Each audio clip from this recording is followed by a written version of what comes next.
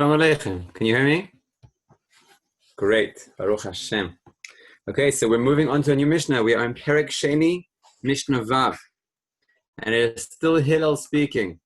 And Hillel says, Hillel states, it states around Hillel, Af hu ra'a gulgolet achad shetzafa al panei hamayim. Hillel saw a skull floating on the water.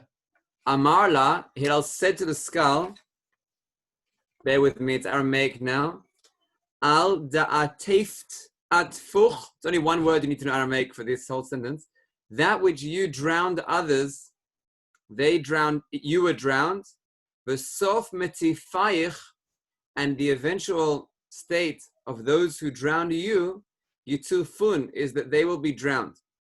Now this very simple Mishnah, cryptic Mishnah, you may say, has many issues with it. First of all, the opening.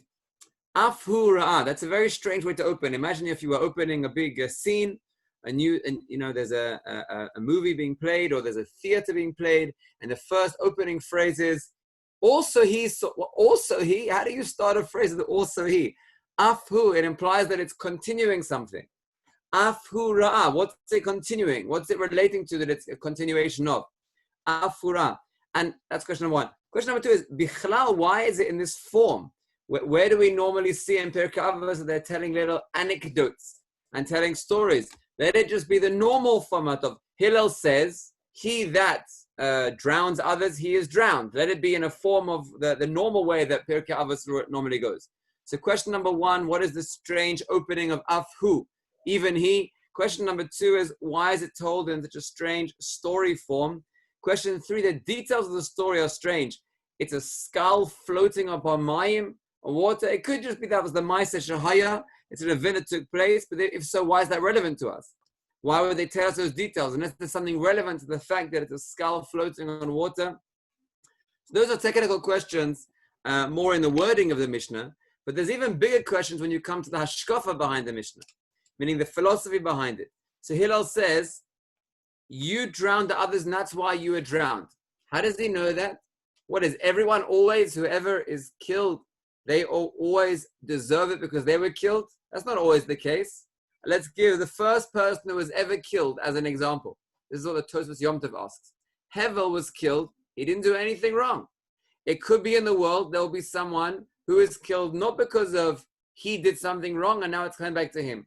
HaKadosh Baruch Hu gives free will to people, and they use their free will, and it sometimes acts upon others. How does Hillel have the ability to look at this skeleton, this skull, and say to him, I know why you were killed, it's because you killed others. And then he goes on not only that, and he says, and it's a cycle, it continues, and because you were killed, those people will also be punished. Now I really don't understand. If he did something wrong, this person did something wrong, so the people who killed him did a mitzvah. They did a wonderful thing. So if they did a good thing by murdering the murderer, then why are they also going to be killed? And if it's just saying the same thing twice, then why does it repeat it? Really saying the same thing. He that kills someone else will be killed. Why does he need to repeat it in the second time? And if that wasn't enough questions, then the word sof is extra. The sof metifayach yitufun. And the eventual cause, what are the eventual cause? What is the word sof coming to add? So we have a wealth which are going to hopefully enlighten us. Now this Mishnah, we're going to say on one basic level, which is going to bring some of the Meforshim together. It's not one particular of the Meforshim, it's kind of tying together a tapestry of the different Meforshim, explaining an idea. It's going to end up in a place we don't normally go. We're going to end up in a little bit of a Kabbalistic source, which I guess is fitting for an Aramaic phrase and a strange concept like this. And it's going to give us an insight which is fascinating, albeit less practical. But then after that, we're going to look back at the Rambam, and the Rambam's commentary here on a practical level is extremely enlightening. It can give us a great hashkafa, a great tool to take away. So let's start. The Medrash Shmuel, one of the Rishonim, earlier commentators on Pirkei Avos, who often ties together early Rishonim, and he himself brings his own Perushim. He understands this is referring to reincarnation. And when it says, Amar la al da'ataf atfuch v'sof metifach tufun, how does Hillel know that these people who punished him will get punished? Hooray, sometimes we see there are people who act bad towards others and they lead a good life. We don't, with our own eyes, always see that there are people who harm others, and midah keneged midah, they also get harmed. So the Medrash Shmuel says it may not be in this world, it may be in another world. Now, based on that assumption, the Arizal now says something totally out of this world. The Arizal has a commentary also on Gemaras and also on, it's scattered, but he also has on Mishnahs, and on this Mishnah he has a commentary. And this is what the Arizal says. And this is going to answer really all of our questions, although take us to a very different place than we thought we were going to go before we get back to the Rambam. So the Arizal says that Moshe Rabbeinu lived 120 years, and Hillel HaZaken also lived 120 years. Moshe Rabbeinu was known in the Torah to be an Anav Mikol Adam, and Hillel HaZaken was known to be the prototype of Anava amongst the Tanaim. The Arizal says that Hillel was a reincarnation of Moshe Rabbeinu. He was a continuation of that same root soul. And when he was walking and he came to this river and he saw the skeleton floating, he recognized it, Al-Pi Kabbalah, in the same way as the Arizal was able to recognize these things, Hillel HaZaken was also able to recognize these things, and he recognized that this skull was a reincarnation of Paro. Now read with me the Mishnah now, and it's an unbelievable read. Afhu, why does it say Afhu? What's it a continuation of? It's not the first time they're meeting. Moshe Rabbeinu and Pharaoh have met once before. So Afhu, not only in the previous, or one of the much earlier previous Gilgulim, did Moshe Rabbeinu meet Paro, but even in a later Gilgul, then Hillel HaZaken met this person, each of them a reincarnation of the early generations. That's what the Afhu is. That's why it explains it's floating on water. Because Pharaoh had killed the Jewish people by drowning them in water. And when Hillel saw, based on what we understood from the Medrash Shmuel, that we're not necessarily talking about in one lifetime, but it could be beyond one's lifetime. When Hillel saw the reincarnation of Paro being drowned, then he came to this recognition of how midah keneged midah works.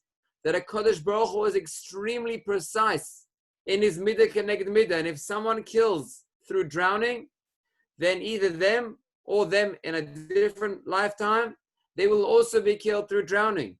And Hillel saw this with his own eyes, and he recognized from his deep soul that this was Paro being drowned. And therefore that explains why it's telling us a story, because it's not just any story. Rather, this is the proof that midah keneged midah works throughout generations. And therefore he saw him floating on the water, and he said to him, now this is how you read it now.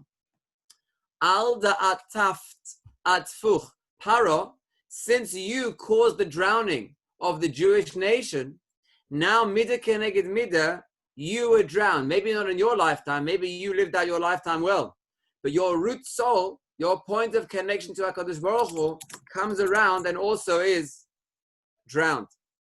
Then, in this next point, he turns away from the skeleton and he looks towards the Jewish people and he says, V'sof metifayich. If you notice now it's in plural, he's talking to plural, Yutufun, they will be drowned. Who is that referring to? He's talking to Bnei Israel now. Hillel now looks away from the skeleton and he looks towards the Jewish people and he says, in the same way as Paro was drowned, and even if you don't see it in your lifetime, so too all the people who come and stand up against the Jewish nation throughout all time, even if in our lifetime, let's say a particular era, let's say Jews who were killed in Auschwitz didn't see the Germans being punished, or maybe the Jews who were destroyed from the Beit HaMikdash didn't see Rome being punished.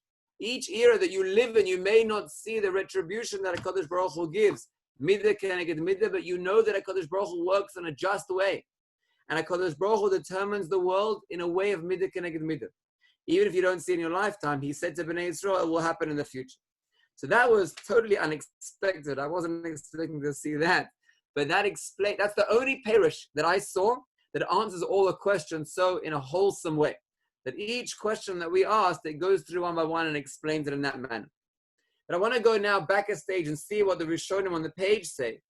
Because the Rambam especially, I'm going to do Rabbeinu Yonah first, but the Rambam especially give a tool which I think is a primary tool in our Avodat Hashem. So we're starting with Rabbeinu Yonah and then we're going to go to the Rambam. Rabbeinu Yonah says the following very important insight.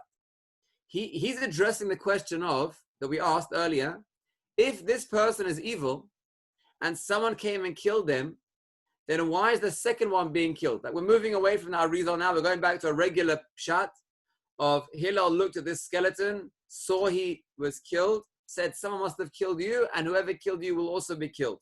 And Rabbeinu Yonah is asking on the new people, the ones who killed this skeleton, why are they going to be killed? If Hillel ascertained that this individual is evil, then the people who killed them did a good job. So listen carefully to the words of Rabbeinu Yonah. He says, Shelo kadin asu, v'ki'ilu dam naki shafchu. Even if this person was chayav misa, even if there would have been a beis din and there would have been hatra, this person would have been sentenced to death. We are not allowed to take the law in our own hands because we are not like a secular court. We are not like a secular court where we get to determine what the outcome of a case is. Rather, we are following what Kodesh Baruch Hu has ordained. And if Hashem determines there's no hatra, there's no warning, and therefore the person goes free and they don't get killed, then that's the will of Hashem. And even if you'd say, yes, but I know that he killed, so what if there was no warning? I'm going to take the law into my own hands and do the will of Hashem and take this evil person out of the world. I'm going to kill him. And behind the scenes, Hashem will be happy with me. Because Hashem will say, oh, it's good. I know officially on the books, I wasn't allowed to say it that you can kill him because it goes against the rules. But behind the scenes, I'm glad you did it because we needed to knock that one out. Chas v'shalom. Hashem has rules of how he runs the world. And therefore, if this person was determined to be killed, he was determined to be killed, but you don't have to volunteer and do it.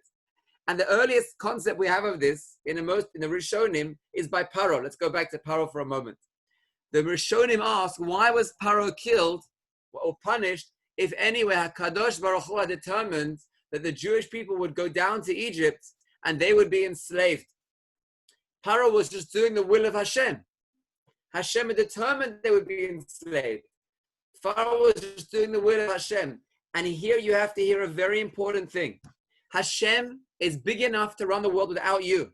He doesn't need you to stand up and say, oh Hashem, I will take the position. Gladly, Hashem, I will take the position of taking revenge against that individual. You're not allowed to do that. Hashem has many shlichim. And one of the ways that Hashem runs the world is that he runs the world midah keneged midah. Which means that if let's say not you, if someone was punished, they will get punished. If someone did evil, they will get evil in return. But who does that evil come from? Who's going to do that evil? So you don't have to volunteer for that. HaKadosh Baruch Hu will megalgel chol v'ayidei chayev. Someone who wants to do bad, Hashem will enable that bad that they want to do will turn out to be part of his major system. It will be part of HaKadosh Baruch Hu's any major running of the world that he anyway wants to run. But you don't have to volunteer to do that. If Hashem wants to take that person out, he can take them out through an animal. He doesn't have to take them out through a human being.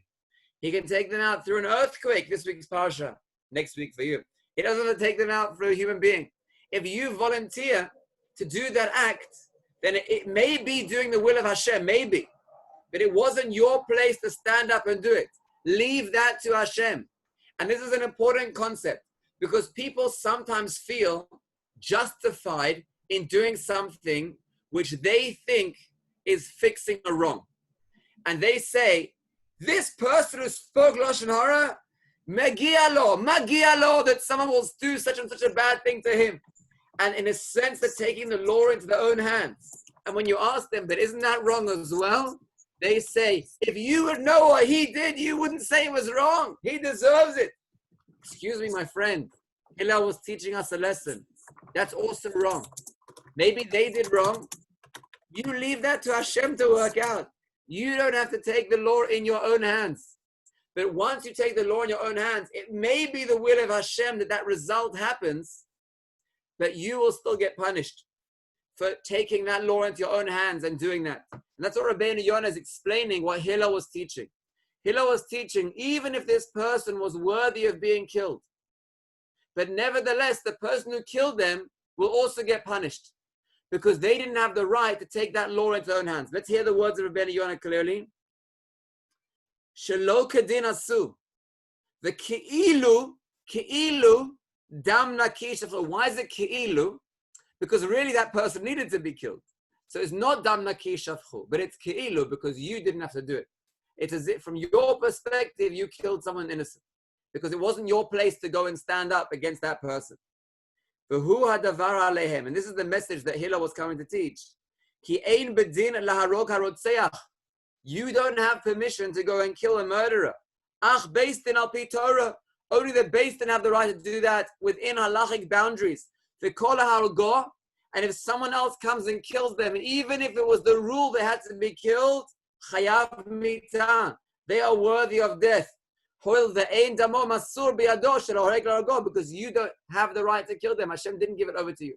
So from the Rishonim, major tool, lesson number 1 is, even if you feel justified in speaking out or acting out against someone else because they've done something wrong, and you feel that they deserve it, and maybe you can even bring proofs from the halacha and the Torah that they're doing something wrong and they deserve something negative against them, it is forbidden for you to take the law into your own hands.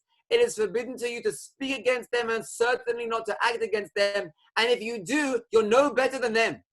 And in the same way as they are doing something which is reprehensible, so are you doing something which is reprehensible.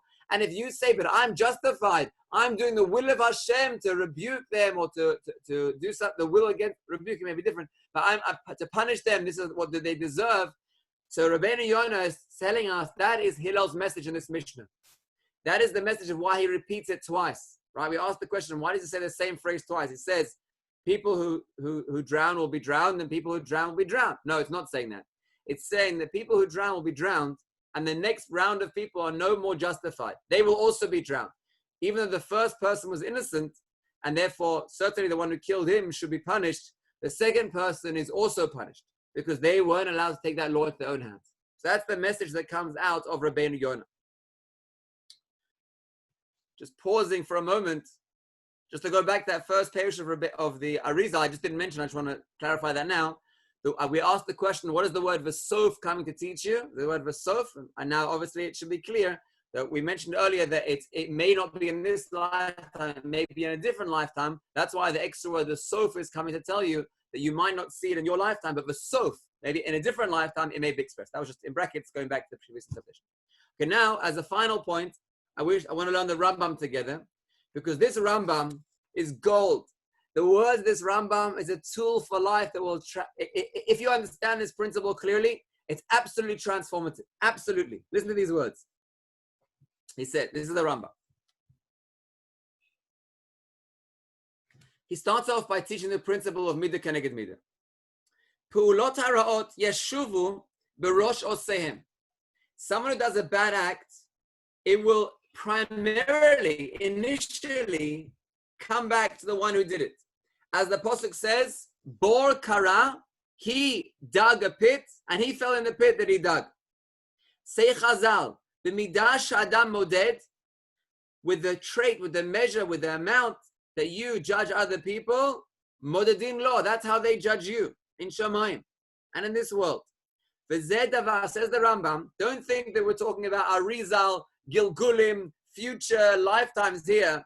Zeh davar hanireh la'ayin. This is something that you can see with your own eyes. The kol eight in every era, over kol zman, and in every time, over kol makom, in every place that you live. Shekol mi yaseh ra, hu atzmo yuzak min haraot hahem ba'atzmam asher chidesh. If a person does bad in the world, then he will be the primary one to be negatively affected from that bad that he does. Why? He's taught a way of working in the world. shetase nezek lo uluzulato, that will bring damage primarily to him and to the others. Now pause for a moment. The Rambam says this is not only true in the negative, it's also true in the positive. V'chein, I double underline this. V'chein, kol hamaled ma'ala, if there is someone in the world who teaches, meaning this is his perspective, how he learns the world, a maila, a value, what he brings to the world is something positive, shemechadesh poel tov min hatovot, that he brings into the world good deeds, good actions, yagiehu toelet, then he will be a primary one to benefit from this, hapoelahu, from this action. And why is this the case? Mipnei shehu melamed davar, because he's taught this matter to the world. He's brought this matter down to the world. He's brought this concept into the world. Sheyaseh tov lo uluzulato. And that's what the Pasuk says in Eov, Perek Lamed Daled, which all of us are learning in our daily Tanakh schedules. Poel Adam Yeshalem Lo.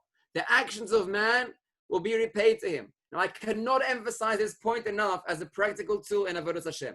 Let's start on the level of Ben Adam L'Chavero, and then we'll go from there to Ben Adam L'Makom. This is a huge concept. There's a mistaken concept that everyone sees the world the same way that I see the world. That I see things a certain way, and it must be that that's the obvious truth that everyone sees as well. And here's where friction takes place. Here's where fighting starts.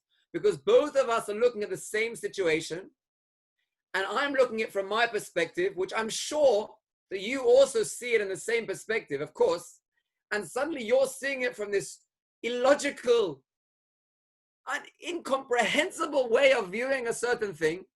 And I'm saying, are you crazy? Have you lost your mind? Don't you see what you're doing to yourself? Don't you see what you're doing to others? You're insane. And he's saying the same thing back to me. And then I just rule him out as fitting for a lunatic asylum, because it's obvious what you see in front of you. This is the clear truth. And everyone in the world can see this is the truth, except for him and him and him and him. And everyone is insane suddenly, except for me. Thank God I'm in the world. Otherwise, the whole world would be insane.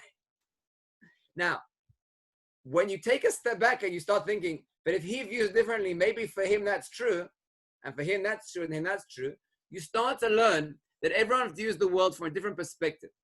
Now, of course, you can't go too far with this concept and say, so for me, God exists, and for you, God doesn't exist. That's fine. I live in a world with God, you live in a world without God. There are some objective truths. There are facts that are true. But how we perceive the facts and how we interpret them to our lives, that is very individual and very personal.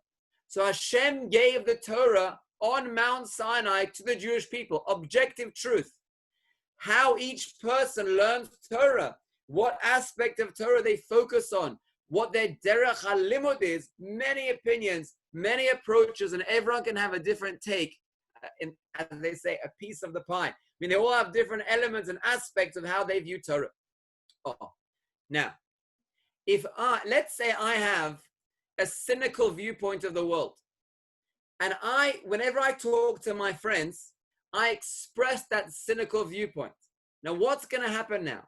So when different friends come up to me, they've labeled me as the cynic. What are they going to say to me now? They're going to draw on all their cynical cards that they have to draw on, and they're going to say, oh, he's the cynic. Let's say all the cynical things we have to say with him, because he's the one who views the world through cynicism. And then not only is this person viewing the world cynical, but he's reinforced and reinforced and reinforced, because everyone who he relates to, who know him to be the cynic, is speaking to him in a world of cynicism. And then everything he sees in the world is through these lenses of cynicism. Let's take a different person. Let's say you have someone who's very humorous and he loves making jokes. He's that funny guy who, when he walks in the room, everyone's mood is lifted and all the depression just seeps out the windows. He's a lovely guy to have around. This guy, when other people see him, they think, what joke can I make? What funny thing can I say? He's the guy who around him, we all like being lighthearted and joking around. I want to be around him because then we can share jokes. Now, when this person enters any room, what does he see? Lighthearted people relating to the world in a pleasurable, enjoyable way. That then becomes his world, and it's reinforced. If you have a person who's sad and depressed, and everyone who ever relates to is with a, then someone else comes up to him and says to him, oh, he's the guy. So they come to him, they say, how you doing? He says, yeah. And then a lot of grunting takes place over years and years and years. And he says, it's not just me. Look, everyone's like this. Anytime I ever walk into a room, everyone's always grunting. Just a funny joke on that point. Rav Shlomo Zalman wasn't aware that there was a particular song that people sing for Gedolim.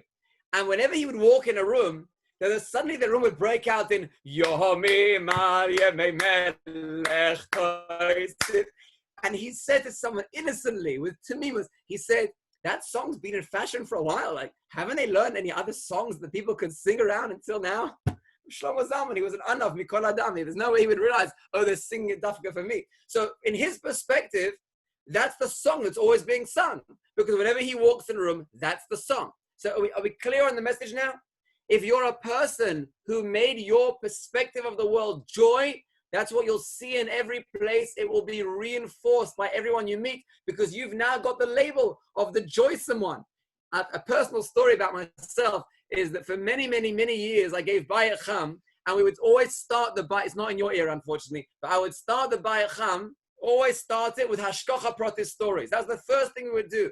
Everyone would come sit down in my lounge in the old house. We would sit around and we'd say, okay, first things first, Hashkocha Pratis stories. And people would tell stories that took place from that week of Hashkocha Pratis that happened to them. Now, the first couple of weeks, then people said, Hashkocha Pratis, it has to be like Mamad Har Sinai or Kriyas Yamsuf to tell a story of Hashkocha Pratis. And they would say, oh, I once read a story in a book about the Holocaust and him and met, and after years and all met together. And then I told this like really simple story of how I lost my pencil. And then someone walked past and they said, I just found this pencil. Oh, that's mine. Thank you. And just then I had a chiddush that I wanted to write down. And they go, that's Hashkocha Pratis? And I said, yes. And then throughout the week, they said, oh, Rav Davidson's going to love this one. And then the whole week, their mind was activated in looking for Hashkocha Pratis, being God-orientated. And when we'd sit around in the Bayit Cham, then people would say, sometimes people couldn't even wait. It would be a Motzei Shabbos, and they would come up to me and they would say, Rav Davidson, I have to tell you this story. I can't wait till Tuesday. You're going to love this story. So I got the label of the Hashkocha Pratis guy. And it was amazing. Do you know how much Hashkocha Pratis I saw in my life? I saw my own, and I saw tens and tens and tens of other people's Hashkocha Pratis. And Hashem was a more real force in my world because it was being reinforced constantly. Amazing. So now, you create the world that you live in. And whatever you bring into the world, that becomes your world. And let me take it a step further. You are obligated to create a God-oriented world. You can't choose to say, I'm going to choose the depressing, cynical, sarcastic world. Yeah, that's mine. And that's what I did when I was a little kid a couple of times. And people said, oh, you're really sarcastic. So I just decided that for the rest of my life, I'm going to be sarcastic. That's me, Mr. Sarcasm. And now for the rest of my life, I'm going to read. You can't do that. You can't choose a negative, evil perspective that will re-enhance itself, and you're held accountable for that. You have to choose positive, building, God-orientated perspectives, which then reinforce themselves.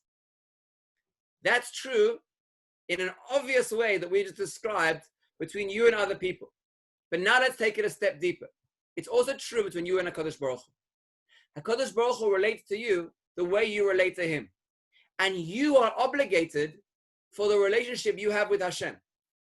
HaKadosh Baruch Hu reflects the image that you have of him back to you. That's what the Baal Shem Tov said about the pasuk, Hashem Tzilcha. God is your shadow. Just like a shadow, when I move, my shadow moves with me. So God is my shadow. And the way that I move in respect to him, he'll move back in respect to me. So the same way is towards other people, I project something, and then they project that back to me, and then that becomes our world and my world. The same concept is between me and HaKadosh Baruch Hu.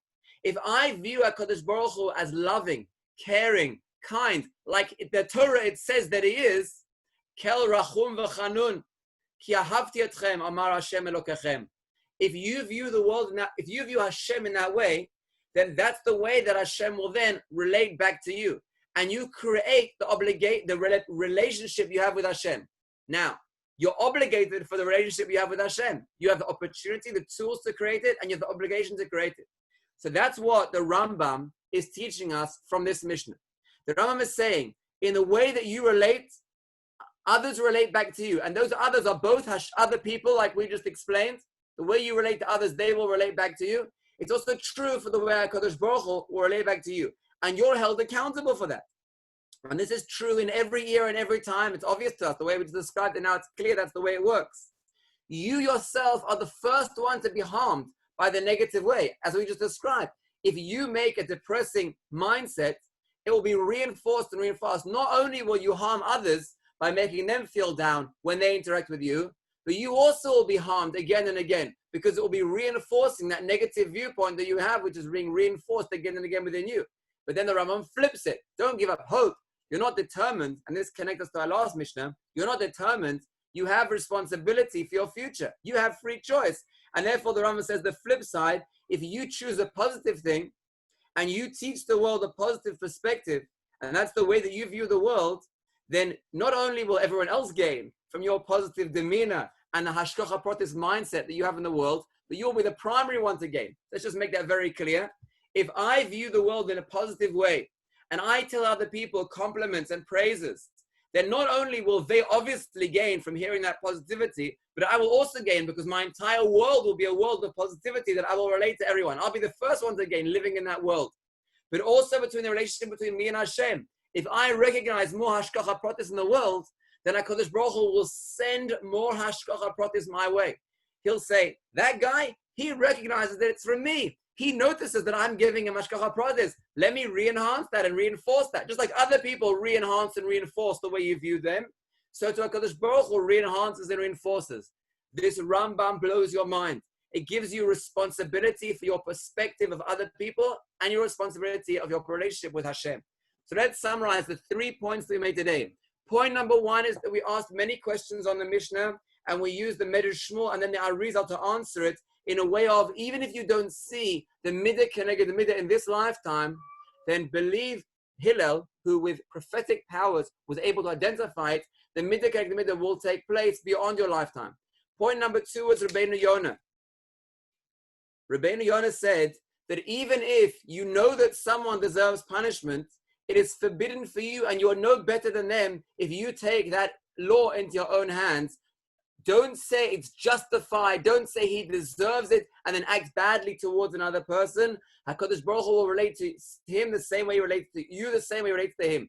He did something wrong and you also did something wrong. You're not allowed to take the law into your own hands. Recognize that HaKadosh Baruch Hu knows what he's doing. There's law and order in Hashem's world and you can rely on him. You don't have to volunteer for the Megalgelin Chov Al Yadei Chayev role, as Paro did and was punished for. And the final point was the Rambam's point, which really blows our minds away, which is that both in the relationship that you have with other people and in the relationship that you have with Hashem, you get to determine how that's going to relate, and it will primarily affect you. It will also affect others, but primarily will affect you. If you affect others in a negative way, like what Hillel was teaching, then it will harm you in return. Because you related to other people by drowning them, you will be harmed, and those who then follow on from there will harm you. They will be harmed. Negative rolling from one stage to another stage. That's your choice. But you don't have to keep that going. You could also choose to have a positive way of relating to other people and the way of relating to HaKadosh Baruch Hu, and then people will judge you or relate to you in that positive return. Yashar Koach.